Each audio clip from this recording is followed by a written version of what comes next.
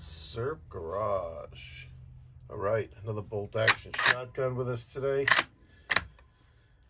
Today we got the JC Higgins Model 583.21. That's right. So I picked this thing up kind of like on a whim. Paid almost nothing for it. And thought it'd be a nice, quick, easy video to just, you know, throw a shotgun up there. Nice, quick, and easy one. No. This thing has an incredible amount of history. We're going to get to it. So it's a 26-inch barrel, modified choke. It's got this nice long magazine tube here. Makes this thing a 5+1, believe it or not. It's actually called, and interestingly enough, that whole 583.21 thing is really just a designation for the JC Higgins brand, which is a Sears brand. You know how they worked back then. Sears didn't really make shotguns. They would contract with other companies to make shotguns for them underneath their brand names. Ranger was the one before JC Higgins. JC Higgins was actually a guy that worked for Sears for a bunch of years. I think he might have even made it up to vice president at some point, but you know, and then after a bunch of years retired. And he died in 50. Now this shotgun, they made these under the JC Higgins name from 46 to 58. 1946 to 1958. So when he died in 50, they kind of kept that name going, you know, in his memory. The actual instruction book for this gun, this is a 52, and this is the 1952 instruction book. Of course, I find this online. I cut it out. Anything to save a little bit of money. I mean, this is an expensive hobby. Give me a break. So yeah, I made it on a printer. Model 10 6-shot bolt action repeating shotgun is really, it doesn't have those numbers anywhere here until you go inside. When you need to order parts, then you need to actually tell them what model number. This is the 12 gauge, 16 gauge, 20 gauge. This is a 16 gauge, and first 16 gauge shotgun I've ever owned. So of course I had to, you know, go out and find 16 gauge ammo. You know, it is what it is. It's an interesting shell. This is one cut out. You'd swear it was a 12 gauge shell just looking at it laying there. I mean, it's really not that much smaller. It makes you kind of wonder why it's even necessary, but thank God it exists. In this gun's history, the fact that there's a 16 gauge is a good thing. It actually allows us to be able to, like, you know, use this thing comfortably. We'll get to that. There's so much here.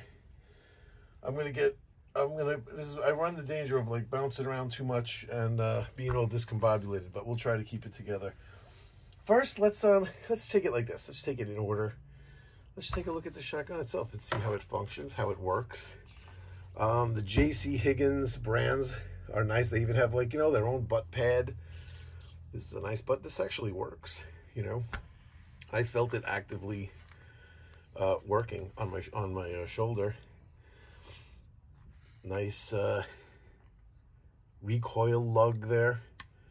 Nice, very positive on-off safety in a good spot, right where you're, you know, right where it's accessible.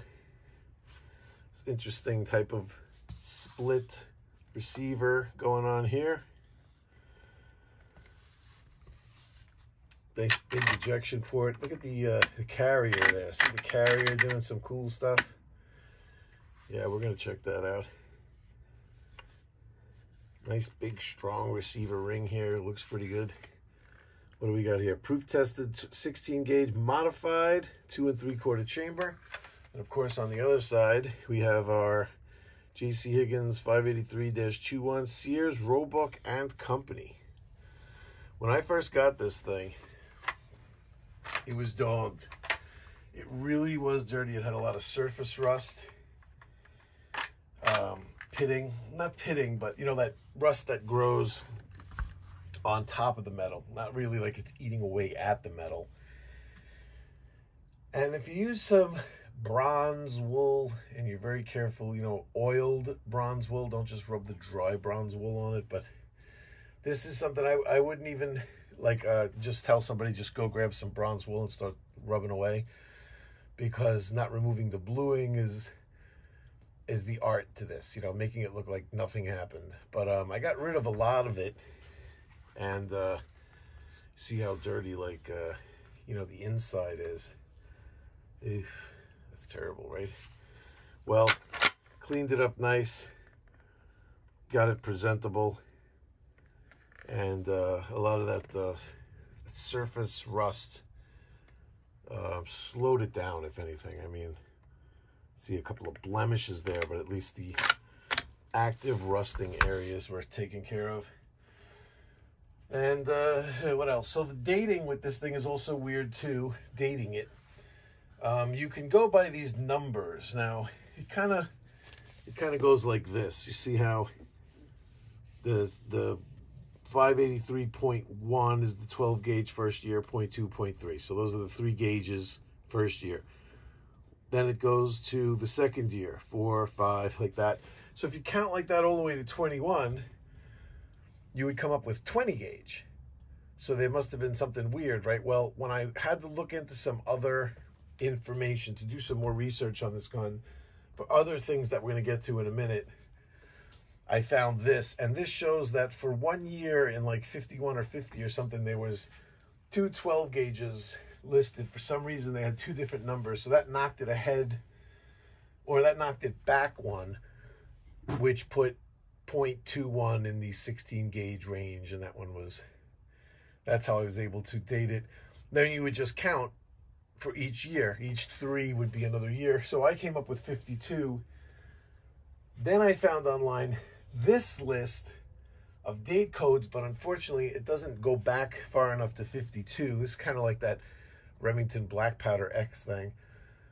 It didn't go all the way back to 52, so I was back to the drawing board with just having to estimate by counting those dot 2, you know, 2.3.4 numbers. But then lo and behold, when I had it all apart and I was really doing a deep cleaning in between the barrel and the magazine tube down towards the receiver, in a spot where it's very difficult to see, sure enough, there it is.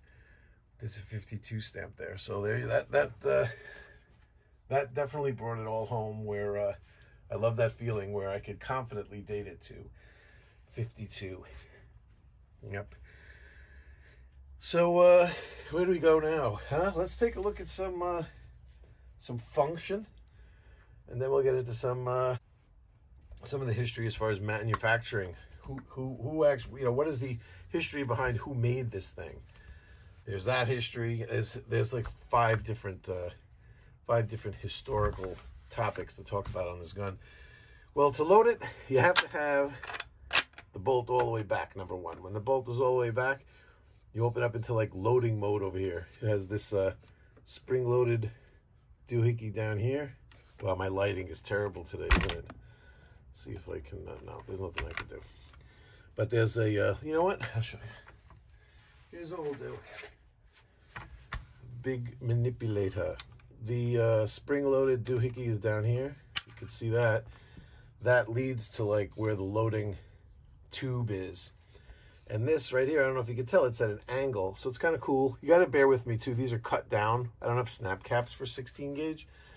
So, you know, because they're like mushy, the gun might not function 100% right. But don't blame it on the gun. I'm telling you, this thing loads and cycles so smooth. It's one of the smoothest. But yeah, look at how easy these go in. Like it really is a pleasure. Like I said, now I'm trying to push all the spring pressure is on this, and it's just mushing it. But I'll get it. I will get it. And you see it, it's holding them right on the edge of that down there, see? But this system, like this right here, it's pretty awesome. And we're going to get to who actually, you know, designed this. Might not be who you think. I know a lot of people think they know, but you might be wrong. Then the 6th round just drops right on the top. And then the bolt doesn't close. What's going on there? Oh, okay. That was out. Now you heard that clunk, right? That clunk is the carrier, the next round being let out the cartridge stopped, letting the next round into the carrier. And the carrier now sitting there and waiting to lift it up. So as you eject this round, it's lifting up the next one. And it shot one through. You know why? Because, see, I cut it too short. It's really hard to use these types of shells to do this kind of thing, because the gun is so exacting. The design is so perfect that even, see, this is cut a little short. I meant to use this one as the one that goes in the chamber. As a matter of fact, let me give the gun a chance to redeem itself. And let's, how can we do that? Push that over. We can eject this. Can we pull that out? No, because then the next one's going to come. Let's just take them all. Let's just take them all out. Let's just start from scratch. Because I feel like I did an injustice. I did an injustice to the gun. I made it look bad. Okay, let's start from scratch again. 2, 3, 4, 5, 6. Is that all of them? That's all of them. All right. Sorry, gun. Let's do it again. That's all right.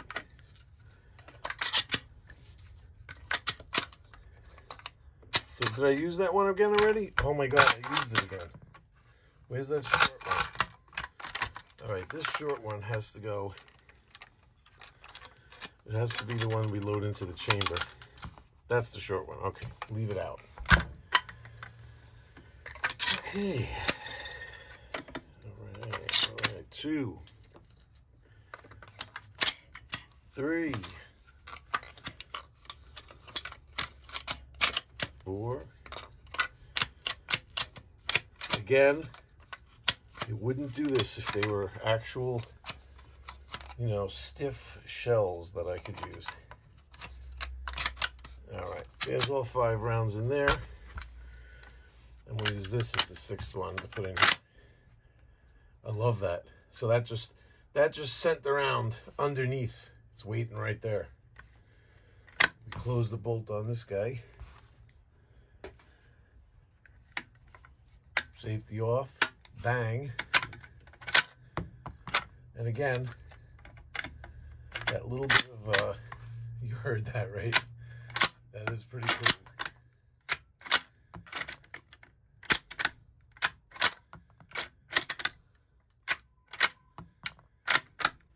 Bang.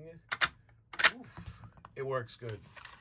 It works good. And if you're shooting trap, check this out. If you're shooting trap, what I like about it is you just drop the round right here. It's your turn. Close the bolt. Everyone's bugged out by the fact that you're using a bolt action too, believe me. You shoot, and then if you pull it back gently, right, it leaves the round, usually. Well, what it was doing for me, it was leaving it like right there, sticking up. If you'd open it soft. Let's see if I can do that again. Yeah, the cycling drill for this, so there you go. So it would sit like that every time. It was doing it every time. I don't know what, that's the one time it fell out of course is during my video. If you wanted to save these, you know what I'm saying? Awesome. So yeah, there's a failure of the using the empty shells as the function testing. Let's move on. All right, let's talk about, this is gonna get cool, trust me. This is, it's a shame that you know, it seems like you lose like 90% of your audience by the time the video's halfway over, because this is the good stuff right here. Hang in there. So they made them from 46 to 58, right? Well, High Standard made these things for them. A lot of people might know that, you know. High Standard began production in 46 for them. They made them in 12 gauge, 16 gauge, and 20 gauge for all those years, 46 to 58. And that was it. Nobody else made them for them. But this is not a High Standard design. So usually when Sears would use a gun for their JC Higgins thing, say it's like Mossberg making it or it's Winchester making it, whoever's making it, it was their gun. High Standard was making it, but it wasn't High Standard's gun. It was Harrington and Richardson, H&R. It was an H&R Model 120. They only made this gun from 40 to 41. And then it was one of those casualties of World War II. It was a great shotgun, but World War II hit. And when World War II hit, H&R stopped making it. After the war, they never went back to it. So the thing was, H&R made two, a 120 and a 121. It's in 16 gauge and 20 gauge. That was it. They didn't make a 12 gauge. It was just in 16 and 20. In 1945, I would suppose, around there, Sears bought that design from Harrington and Richardson. A lot of research online is muddy with this, so a lot of it might be my conjecture, just my opinion, just the preponderance of the evidence kind of thing. I didn't read that specifically right in front of my face, but the whole part of this is somebody, refute that, because this is what, just from all the information I'm seeing, this is what I'm seeing. If I had to be the historian and come up with what I thought was the truth, it looks like Sears bought that design from Harrington and Richardson in around 45 and they contracted High Standard to build them. Here's the picture of the Harrington Richardson Model 120, if I haven't showed you yet. 120, or the 121 was in 20 gauge. You couldn't say that it's the exact same gun, because it certainly is. Now, I'm saying exact, but there are differences internally where parts are not interchangeable. So H&R either had patents on certain parts of it, or just High Standard might have made them. High Standard is contracted to make them, and they're making them and they're handing them to people at Sears. The people at Sears really know exactly what the 120 looked like, whatever. Maybe High Standard cut some corners to cut costs or whatever, you know what I mean? Who knows? They're not absolutely identical, but they're obviously the same design, you know what I mean? Now, High Standard received requests from Sears and Roebuck to make them in 16 gauge, 20 gauge, and 12 gauge. Here's where it enters into another chunk of history, a little bit of a black mark on this design, on this gun. So they made them in 12, 16, and 20 from 46 to 58. Now, there was a recall on this gun. A lot of people, they knew where I was going. If there's anybody that knows stuff about these JC Higgins or a little bit of history, it's no secret. It's been pretty out there that there was a recall on these, because the recall, it wasn't some recall from back in like 58 when they stopped making them. So that's why they stopped making them in 58. There was a recall. Wrong. They just made them from 46 to 58 and then moved on to like some new designs. I mean, that was it. They made it for 12 years and they were moving on to newer and better stuff. The recall didn't happen until 1990. And in 1990, the recall, here's the recall now. We're going to cut back to this a little bit later. This is the actual wording of it. I have two things here or whatever. So this is the actual recall text right here. All right, so they recalled, look, the whole line of them, all different gauges. You see from the numbers there, it's all different gauges, everything. Now, what did they do with this recall? They said, send us a bolt. Send us your bolt. It doesn't have to be that the gun was damaged or anything. It was just no receipt, no nothing. Just you send us a bolt for one of these. We're going to send you $160. And that was pretty cool. I mean, that was a lot of money. So that made a lot of people that just owned gun stores just take any of them that they have off the shelf and just send the bolt in, because they probably wouldn't get anywhere near. These things might have been selling for $50. You know what I mean? So like that was a lot of money. So like anybody that had one of these was like, screw this. I could go out and get a freaking beautiful, like I can get 3 shotguns for that price, whatever. So, I mean, this thing back in 58 sold for $28.69. So I'll give you some idea of what, you know, some old man who was looking at when he knows he could turn it in 1990 for 160 bucks. And I use old man lightly because I'm not that young myself. But so they eventually changed that to a $50 gift certificate a ways down the line. And there were some stories that they would only give you, they would only allow you 10 a year. So if you were some like big FFL, a big gun store, and you were sending in a whole bunch, by the time you got to 10, they'd send you a letter and say, you know, you reached your limit. So there were guys like handing out those bolts to other people and saying, here, send in this bolt, I reached my limit. This is what I'm hearing. It was a little crazy back then. But here's the interesting thing. You want to sit here and you want to be like, what was this recall really for? Is this gun really dangerous? What is the story? So the text of the recall, if you look at it, right? The text says that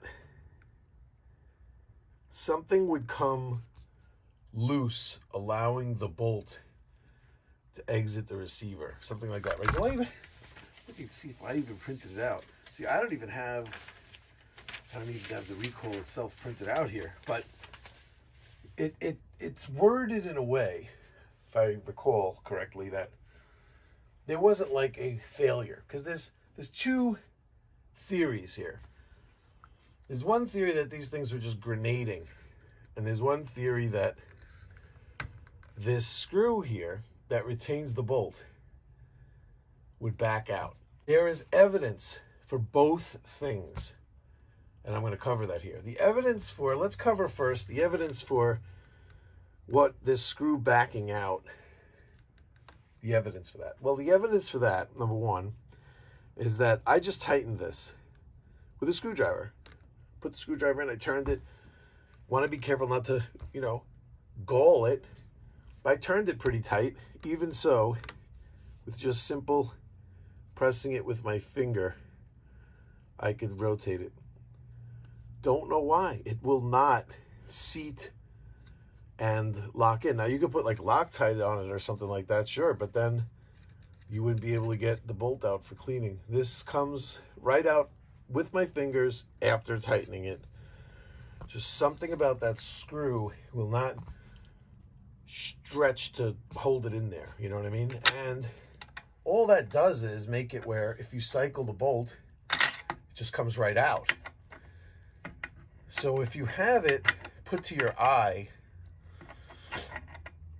then just cycling the bolt, you think it's going to stop, but it could come all the way back and hit you in the eye.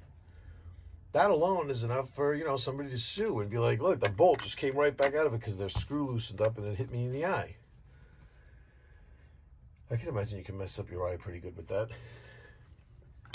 By the way, you see right here, so I told you we're going to jump around. This is the only jump around, I promise. You see right here?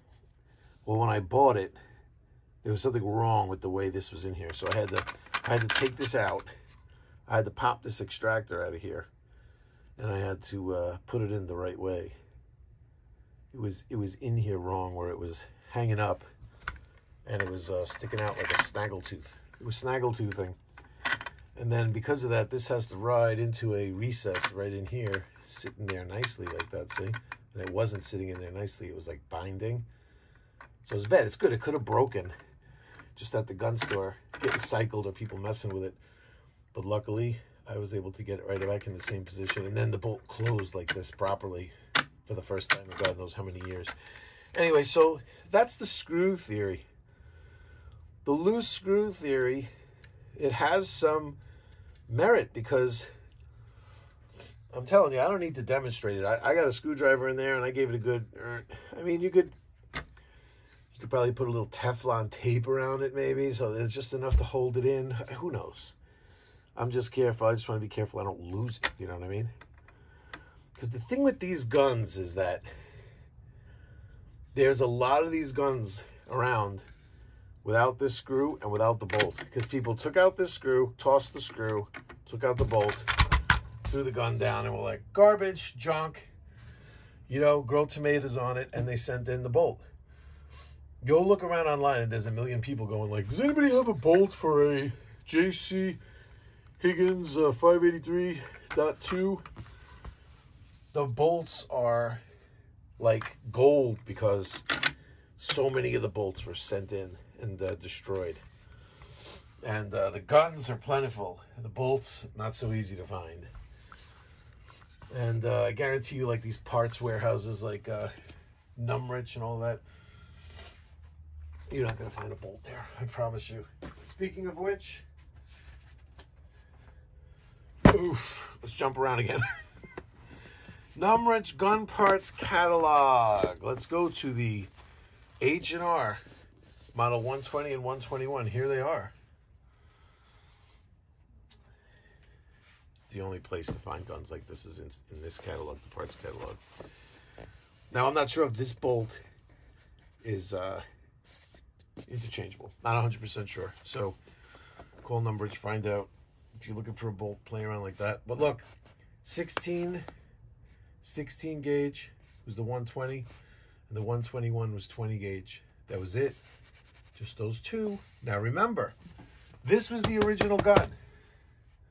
16 and 20. Why did H&R, big smart company, why did H&R not make a 12 gauge? You know they make money with a 12 gauge. Why did they not make a 12 gauge?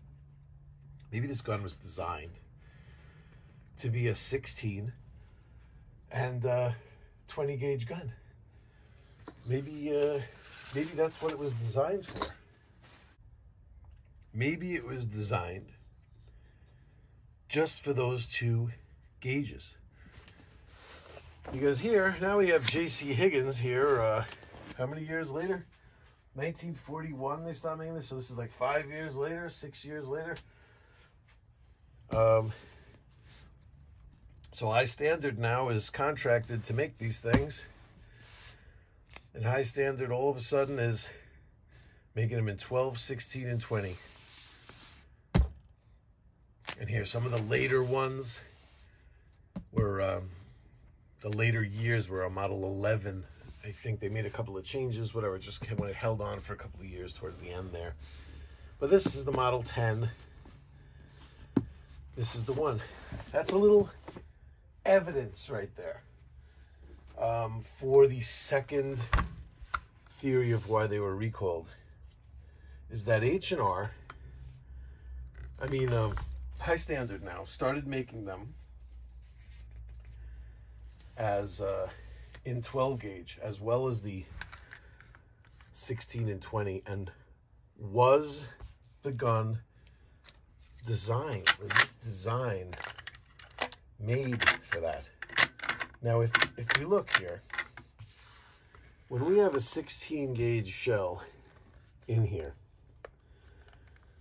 the rim of that shell is the exact size of the bolt. And if we had a 12 gauge shell, let's see, do I have a 12 gauge shell down here? So a 12 gauge, I don't have a 12 gauge shell right here handy. Oh, I do. Hold on. Here we go. So a 12 gauge shell.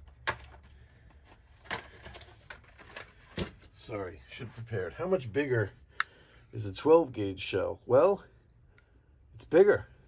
If I center it right there, there you go. It's that much bigger. That's considerable. Okay, so if the bolt face needs to be bigger, more of this metal that the bolt is traveling in would need to be routed out, right? So the 20 gauge would be a little thicker in here. To make it 16 gauge a little bit bigger, we got to cut more of the metal out of here, this channel that the bolt rides through. And then to go to 12 gauge, we got to get even larger channel. So a larger channel means we route out more all around this edge here, all inside. Where's my pointer? All inside of here. We have to route out all along the top here you know, not the top, but inside, right? Most importantly, we're routing out here. What is this? What's so important about this chunk of metal right here, where the safety's on it? This piece of metal right here. And even, did they cut into that piece of metal for the safety? No, I guess not. But here it is. This chunk right here is the only thing holding the bolt in place. If you notice, this isn't like a Mauser. It doesn't have locking lugs here. This is just a straight bolt face with a couple of extractors, 2 of them, by the way, which is nice. No locking lugs here of any kind. The only locking lug is the bolt handle going in here. This is the only thing holding the bolt in there. And it's got to be nice. It can't be loose. Matter of fact, when it goes in, you can see it doesn't even line up when it closes. It kind of like charges the firing pin inside a little bit, even pushing down. It's like a resistance fit along this curved edge. This piece of metal right here is holding in the entire explosion of that shell, pushing the bolt back. This one piece. And maybe, just maybe, 16 gauge, it allows this to remain thick enough to be okay. And 20 gauge, maybe H&R knew that.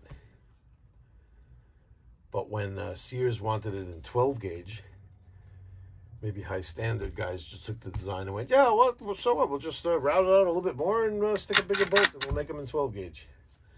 That might have been a mistake because there were reports. Here's a report. I got an actual report. See, this is the stuff I'm finding online. I'm not making this up. Here's a report.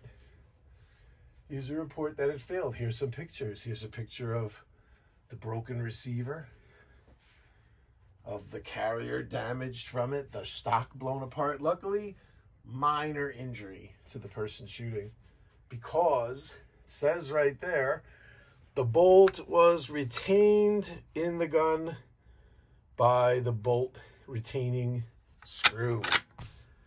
That screw, see, there's a channel in the bolt right here. You can see here it is. This is the top of the channel that goes all the way through to here, and it allows that screw to capture the bolt. So a good rule of thumb is, if you're shooting one of these, I don't care what gauge it is, right? A good rule of thumb is don't climb your face all the way up here. Don't be one of those guys that's like, you know, got your nose right on the bolt, because if this fails, there is case study that shows that screw will stop the bolt right here. So just make sure, you know, your eye, your face, your nose, your hand, whatever else. I don't know what kind of shooting position you're in, but who knows what could be right over here. Some of you guys get weird. And just make sure there's a space there, just to be sure. I mean, even the 16 gauge, I would do that. I would. So who knows? Who knows? I don't know. I had a ton of pictures. I might just be throwing up some random stuff and then not even talking about it. But you could see it and imagine what I would say if I had, you know, my thoughts all together on this video. There's so much I wanted to talk about. It's crazy. Look, I polished the tell me I'm not jumping around. Now I'm talking about polishing the bead on the end of the barrel. I started doing that with all my shotguns with like a silver cleaning cloth, and went to the range with this thing, shot a 22. I only shot one round. And some like wise guy was like on the rack, and some guy that didn't know I was standing right there said, "The hell was that? Was that a rifle?" And they were laughing, and he was like, "Thing's likely to blow up." He said that. It's likely to blow up. I don't think he knew about. Actually, wait a minute. He wasn't talking about this one. This was a package deal. I bought 2 bolt-action shotguns. The video on the next one is coming out. I'm not going to wait long. I'm going to do that like tomorrow, I think. And he was saying it about the other one. So ironically, it could have, if it was this one, I really wasn't sure if it was going to blow up. So I didn't like that he said that. But he was talking about the other shotgun, which the world will come to an end and that thing will not have blown up, I promise you. These bolt-action shotguns have grabbed me. I got an interest in them. I love them. I love going to the range with them. They blow everybody's mind at the trap range. And I shot a 22 with it. And I was concentrating a lot on the gun. I was afraid that maybe it would just blow up in my face. I mean, I really was not paying the closest attention. The 3 I missed, I think I easily could have got. There's a 25 in this gun very easily. It comes right to my shoulder beautifully. You know, in the sight, it's just, it feels like it's exactly the right size for me. It comes right to my shoulder. I loved it. So this was the first time I ever heard of a company, this time being High Standard, making a gun that was really a Harrington and Richardson design. And that was pretty interesting.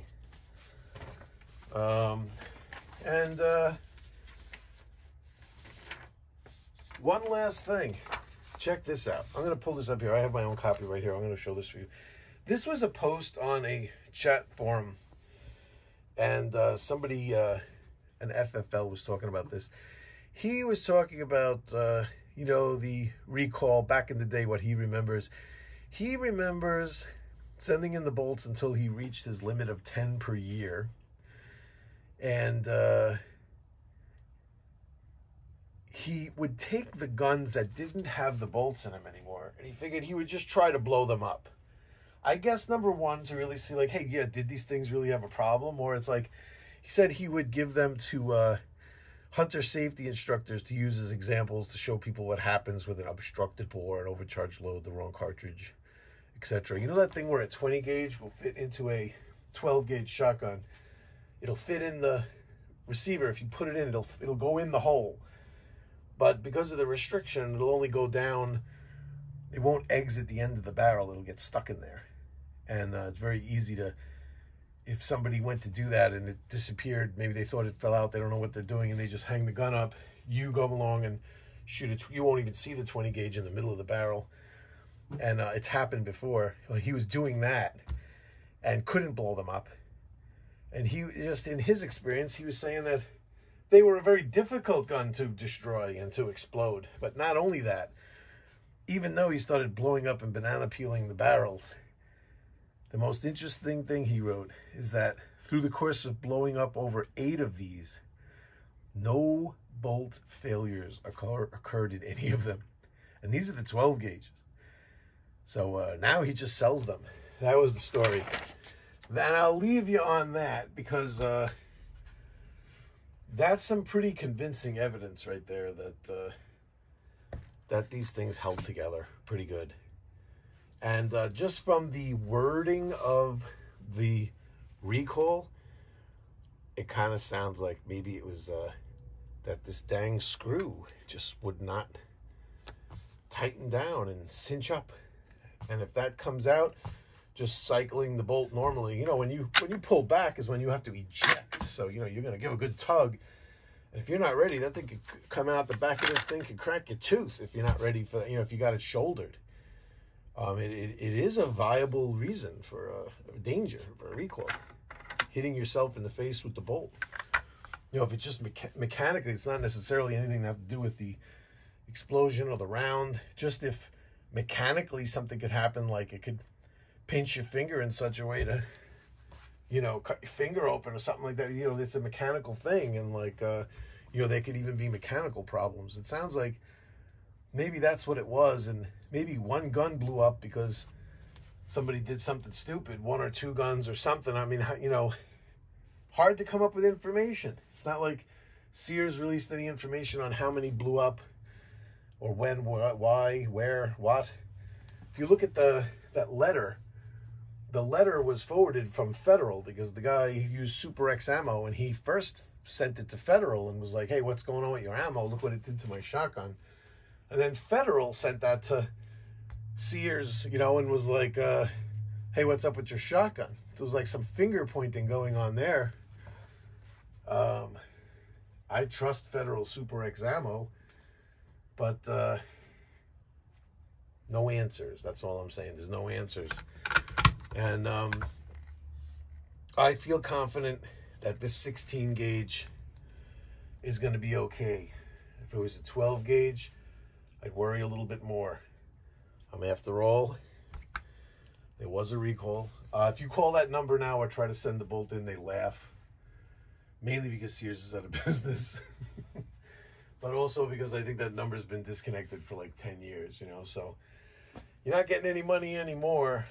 But it's up to you to figure out what to do. I'm just the bringer of information. And the main thing to take away from this video is that this JC Higgins shotgun is awesome. And just when you think you're just going to have a throwaway shotgun for a video, something to just knock around with or whatever, it's just an afterthought. I was buying something at the gun store and he tripped over him and was like, hey, I know you like these old guns.